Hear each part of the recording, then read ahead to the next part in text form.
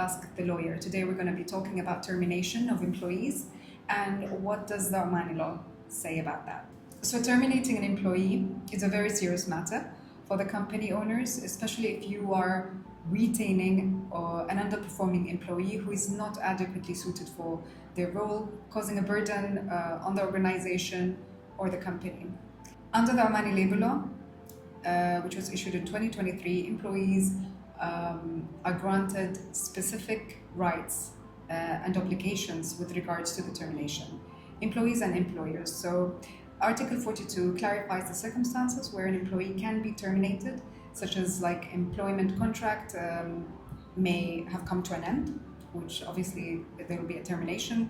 So here the employer would, notify the employee, or let's say that the contract is temporary contract and the employee has completed the job, and then there will be a termination on that. The employee can also be terminated if he is ill and was on a sick leave continuously, or it adds up to 3 months within a year.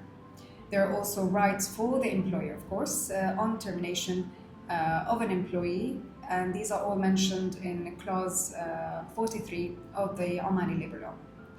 One of these clauses is when the employee reaches the age of retirement, he can be terminated, or there was a termination of a non-Omani employee due to Omanization and the employee is replaced with an Omani employee. Failure of the employee to reach the required level of work.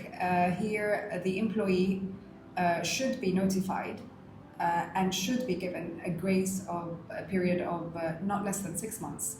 If he doesn't reach the level expected, then the employer may terminate him. Obviously here the employer needs to inform the ministry 3 months prior to the termination. Article 43 also mentions that if the company is fully or partially closing down or goes bankrupt or has changes in its activity, in the system, in the way that affects the size of the workforce, here the employer must take into consideration that it can't end or terminate the contract of an Omani worker if there is a non-Omani worker in the same job.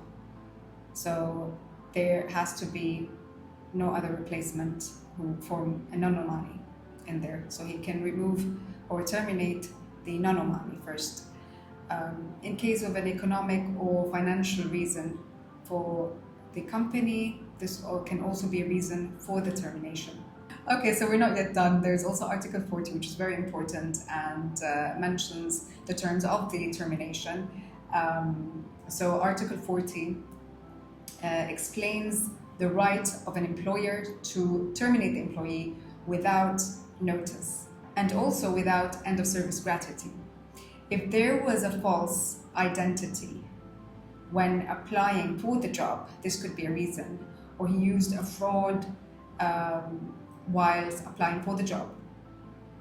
If the employer commits a mistake that causes a huge loss to the employer, this also could be a reason for termination without notifying the employer.